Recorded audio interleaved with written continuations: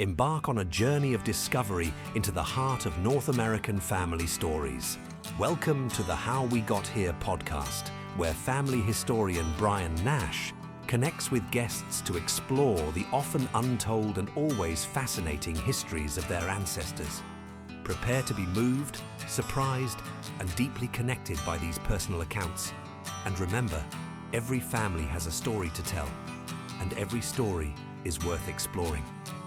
On this episode, Brian talks about a common problem that happens when you are seeking help with growing your family tree. He reviews why you could be met with crickets and not replies, or what seems more common when you are met with sarcastic criticism instead of the help you wanted.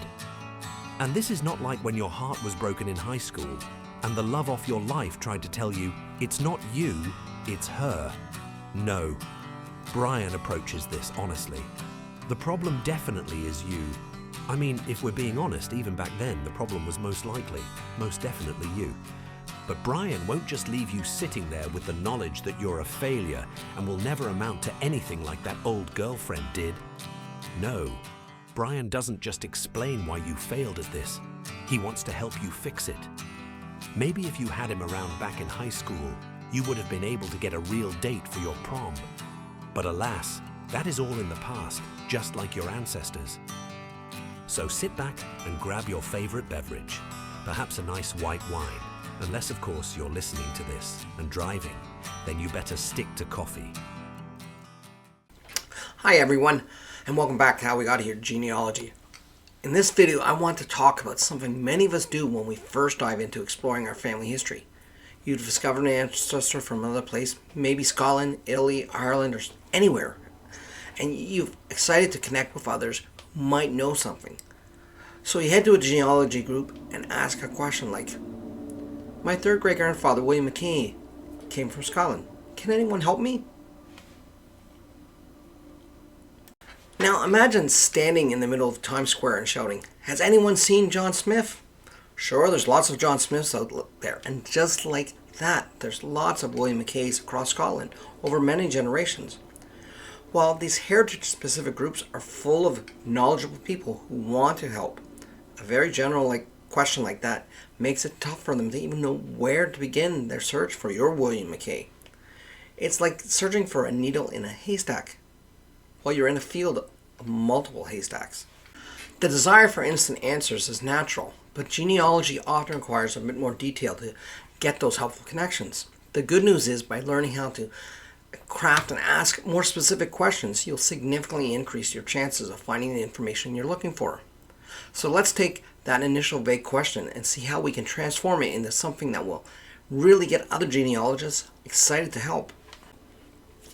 So why doesn't a question like, can anybody tell me about my third great-grandfather, William McKay, who came from Scotland, usually get you the quick answers you might be hoping for?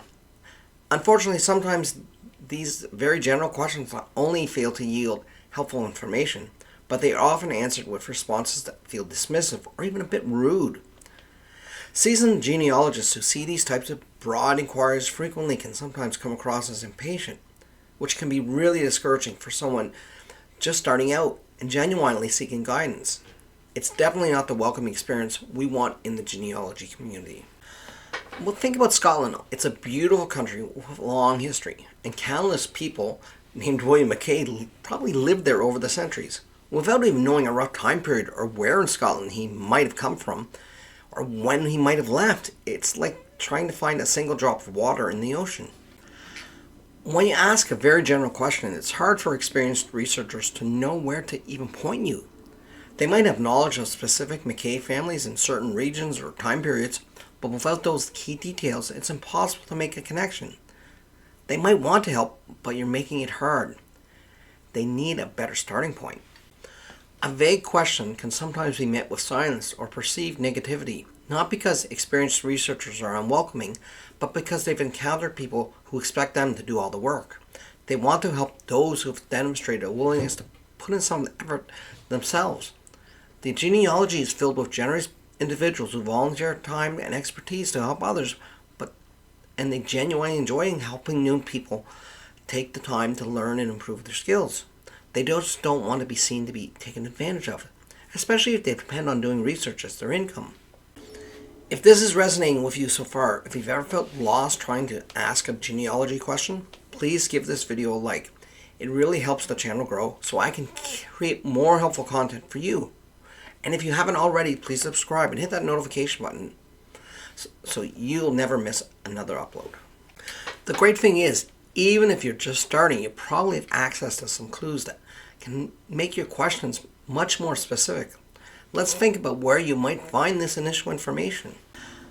While no one alive today will directly remember your third great-grandfather, family stories passed down through generations can still hold valuable clues, even if they seem a bit vague. Perhaps there's a recurring story about coming from the Highlands or a specific region in Scotland that the family always mentioned. Maybe there's a tale of why they left, or what kind of life they had before immigrating. Even if these stories lack specific dates or places, they can provide important keywords or locations to begin your more concrete research into records. They might also hint at family connections or even personality traits that could align with historical records. Treat these stories as potential breadcrumbs that can guide your search. Look through old photos, albums, letters, or any family documents you might have. Sometimes dates or locations are written on the back of photos or mentioned in letters. Even an address in North America can help you start working backwards. If you know when and where William McKay died, his obituary or death certificate might mention his age at death, which can help you estimate his birth year and potentially an immigration year. If you know when William McKay was living in North America, try looking for him in census records. These often give an approximate year of immigration and sometimes even a place of birth. Though be aware this information can sometimes be inaccurate or very vague. What are some of the most surprising clues you've uncovered in your own family history research? Share some of your stories in the comments below. You never know who you might make a connection with. So let's take our William McKay example again. Imagine after doing some initial research, perhaps searching early church records for the area of Cape Breton where you know he lived, you discover a marriage listing. It shows a marriage between a William McKay and a Margaret McGuinness, performed by a Church of Scotland minister in Lake Ainslie, Cape Breton, on August 12, 1831. This is a fantastic piece of concrete information. Suddenly your question can become more targeted.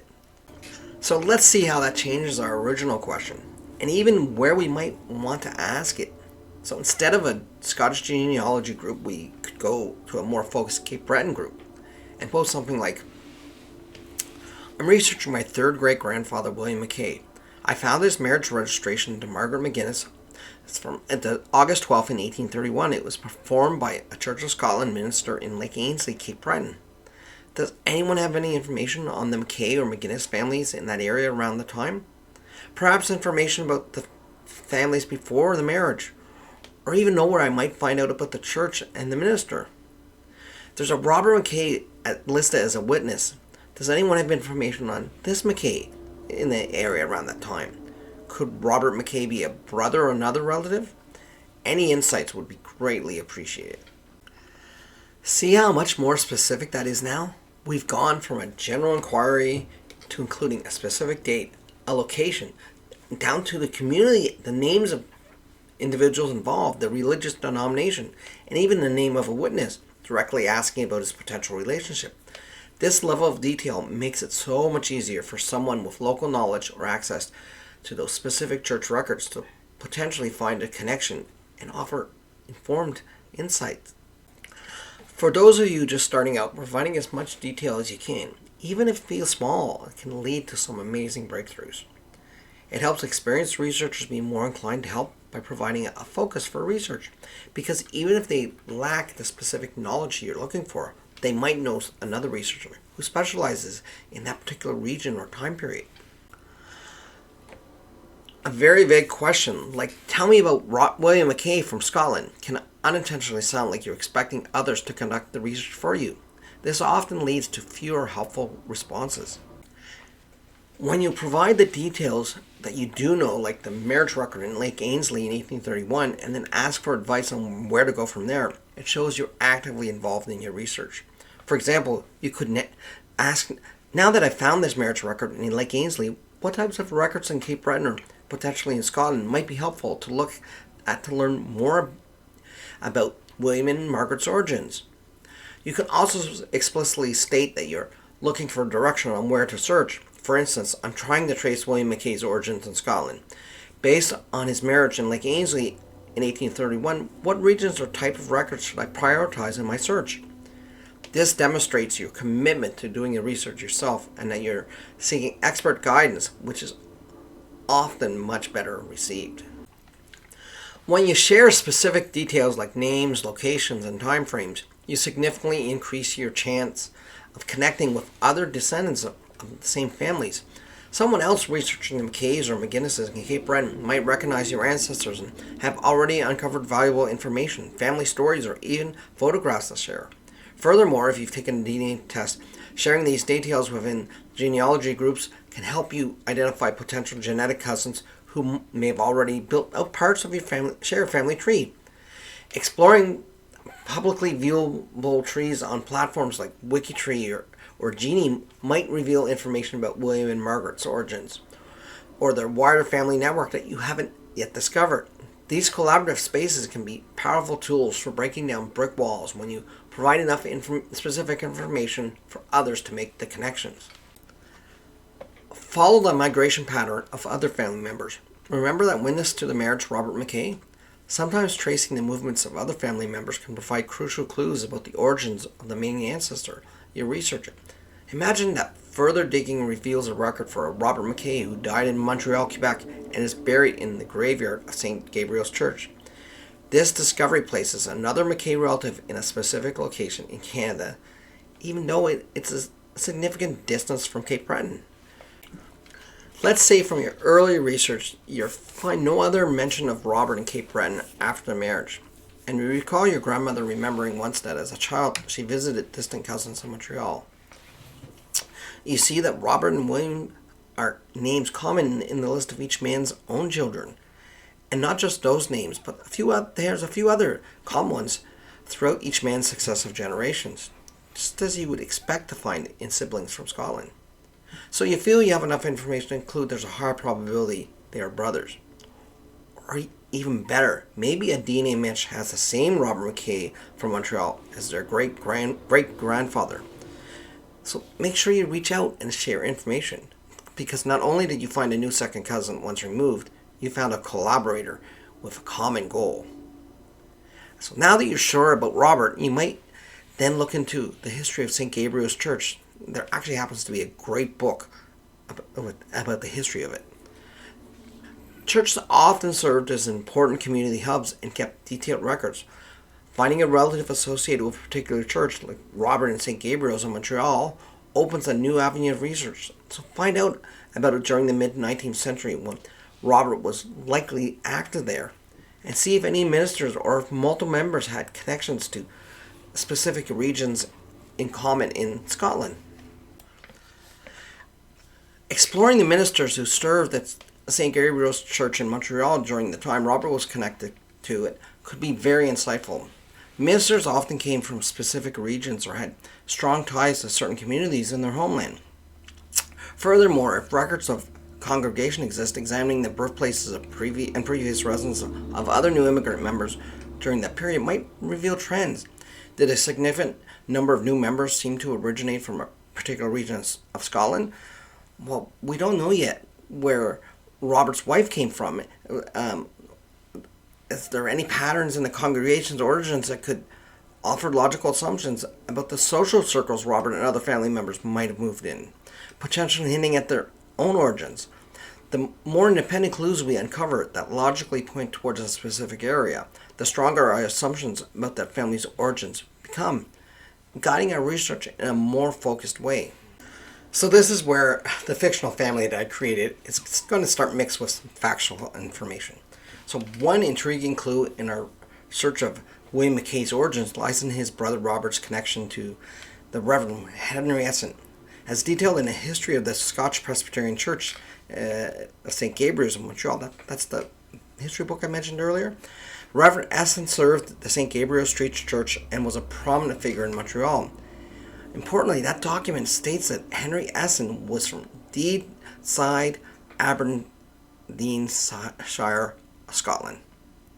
This fact suggests a potential link to the Mackay family and the Aberdeenshire region. It's plausible that William's family, like Essen, originated from this area, and this shared regional connection may have played a role in Robert Mackay's later settlement in Montreal. Perhaps a pre-existing family relationship or merely a shared community connection facilitate Robert's integration into Montreal society. Another line of inquiry involves examining the economic and social characteristics of the communities associated with William Mackay. We know that Lake Ainslie in Cape Breton, that's a location associated to Mackay from his wedding and with his descendants, was notable for its fishing industry. Further searches, including searching on Google for Lake Ainslie industry and livelihoods in the 19th century, indicates the importance of fishing alongside other pursuits in the area. Similarly, Deeside, Aberdeenshire, Scotland, where Reverend Essen was from, also had a significant salmon fishing industry coexisting with agricultural enterprises. Remember, we don't always have to stick what are considered normal research sources. I encourage you to explore resources such as Google to investigate more general things like the historical economic activities of a particular community and compare those with the findings from similar research and searches on a community that you know. Think of Google searches like the questions we developed earlier in this video, for where the more specific the question, the better and more helpful the answer is. So a simple search of what were the major industries or occupations for each region in the 19th century can provide valuable information. Seeing other records of William and his descendants might list them as fishermen in census records, death or marriage records, etc. This similarity in primary occupations between the two regions raises an interesting possibility. William Mackay may have emigrated from a community in Scotland with a similar economic base to Lake Ainslie. People often migrated to new lands with skills and sought out areas where those skills could be readily applied. If William came from a place where fishing was a key part of the local economy and he himself was a fisherman, it would make sense that he and his descendants ended up in a place like Lake Ainslie, where that same industry was important. And working backwards, you could also assume if you had those skills when you arrived, you learned them from a place where those skills were used, where you came from.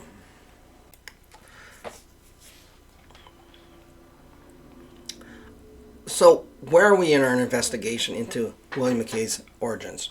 So far, it's led us to focus on Deeside, Aberdeenshire, Scotland, as a likely area of origin. This conclusion is supported by a connection between William's brother Robert and Reverend Henry Essen, who was from Deeside, and a similarity in economic activities between Deeside and Lake Ainslie, where William and his descendants settled. Based on this, we can now refine our original research question, moving from the vague and general inquiry about my third great-grandfather, William Mackay, came from Scotland, can anyone help me, to a more focused and informed question. Something like, did William Mackay originate from the Deeside region of Aberdeenshire, Scotland, a community with mixed economy of fishing and farming? And does this origin influence his descendants and the settlement and economic activity in Cape Breton? To help us answer this refined question, we might ask, what primary sources or genealogical resources would provide definitive evidence of William Mackay's specific town or a parish of origin within Deeside, Aberdeenshire?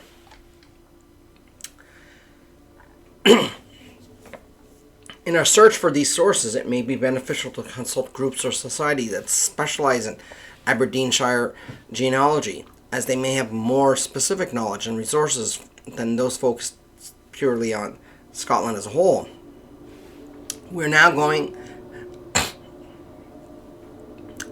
asking this more focused question of a more focused group. This refined question provides a clear direction for further research and focuses our attention on specific geographic, economic, and social factors. By targeting our inquiries to groups like with expertise in Aberdeenshire, we increase our chances to finding relevant records. Speaking of connecting with other researchers, I'm excited to announce that I'm launching an online genealogy community in the coming weeks. It's designed to be a collaborative and supportive space where you can ask questions and share tips with fellow enthusiasts. Find professional researchers specializing in specific areas or record types if you need personalized assistance. Access exclusive content from myself and guests, including monthly small group Zoom calls where we can delve into topics together. This community called Family Circle is designed to foster a positive collaborations and to provide a supportive environment for those who share the values of not just wanting to improve their own knowledge, but also to share their expertise and help with others. I structured the membership options to encourage active participation and reward members who want to contribute and grow. The membership tiers are designed for those who are serious about taking their family history research to the next level and who are committed to not only expanding their own knowledge, but also to sharing their expertise and helping others. Members will have opportunities to not just give back, but also to have real benefits through referral and affiliate revenue, as well as opportunities to market their skills within the community. And as a special launch offer, you can now get a free membership until September 1st. Go to https://familycircle.howwegothere.ca to sign up. I'd love to see you there. Starting your family history journey online is a wonderful step, and asking for help is a natural part of it. By taking a little time to gather those initial clues, even if they seem small, and crafting your questions with as much detail as you know, you'll be setting yourself up for much more success. And connecting with the wonderful community of genealogists are eager to assist you. Asking a detailed question, as we've discussed, not only helps you get better, more focused answers, but it also demonstrates to others, more seasoned family historians, that you've taken the time to do some preliminary research. This approach tends to create a more open and welcoming atmosphere, as they'll appreciate that you're not expecting them to do all the work for you. In fact, let's imagine that the questioner in our example decides to hire a genealogist to help them find this information. By doing some of this preliminary work and gathering the easily found information themselves, they could save hundreds, if not thousands of dollars. As of 2023, hourly rates for genealogists in Canada range from $50 to $150 an hour, depending on the level of expertise and the services provided. Doing some initial digging and gathering information by asking questions to groups can save you money. In addition to the financial savings, you also gain a wealth of knowledge about your ancestors, their communities, and the people they interact with. This deeper understanding enriches your research experience and provides valuable context to your family history. Oh, and one more thing. Later this summer, I'll be launching an online course designed to equip you with the essential skills and knowledge you need for effective genealogy research. We'll be using proven research methods and tips, much like we've done in this video, to break down those vague questions, develop strong hypotheses, and find reliable answers. This is the first of what I hope to be many courses available over the coming years. Whether you're brand new to family history or a seasoned semi-pro looking to refine your skills, this self-paced course will provide valuable training to enhance your research abilities. So, to find out more, just visit the website below. I also want to take a moment to express my sincere thanks and gratitude to my community of viewers. This YouTube channel, along with the upcoming community and courses, is now how I'm deriving my income, and your support and encouragement mean the world to me. So take that first step. Explore what you already have, and don't be afraid to ask for help. Just remember to give as much specific information as you can. You might be surprised at the connections you will make. That brings us to the end of another episode of the How We Got Here podcast. Thank you so much for joining us. Brian loves hearing from you, so please feel free to leave a comment below. If you have a burning genealogy question or a fantastic idea for a future episode, send an email to podcast@howwegothere.ca. And don't forget to check out the show notes for links and more details about the How We Got Here genealogy course and the new Family Circle genealogy community that Brian had mentioned in today's show.